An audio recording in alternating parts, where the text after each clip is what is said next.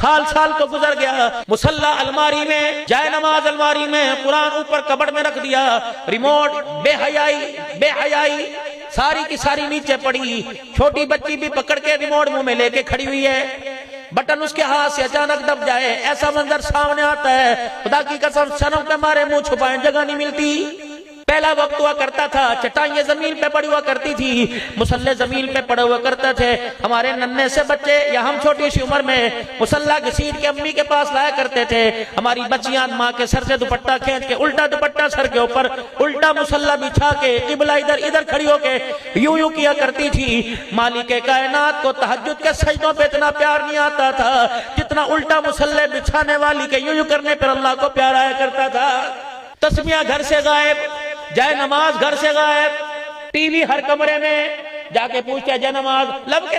کے لینے، ڈھوم مرنے کا مقام ہے، پھٹے منہ، جائے نماز نہیں ملتا گھروں کے اندر۔ آپ بیتی بدار ہوئے گھر کے اندر میرے عزیزو، نماز کا وقت ہوا، ہم نے کہا نماز پڑھیں، گھر والوں کو قبلے کا ہی نہیں پتا تھا کہ قبلہ کس طرف ہے۔ پہلے چلو رسم ہی تھی، مولا عبدالعزیز صاحب بھائی صاحب رواج ہی تھا، پہلے رواج ہی تھا، اور چلو میرے بھائی کسی کی موت میت میں کل خانی کو کہہ دیا کرتے تھے، چیئے پڑا کرتے تھے قرآن خانی۔ اب تو ایسے میرے عزیزو ایسے تیار ہو کے آتے ہیں جس طرح کسی کو بخشوانے کے نہیں بلکہ فورٹرس اسٹیڈیم جا رہے ہیں، اور تیار ہو کے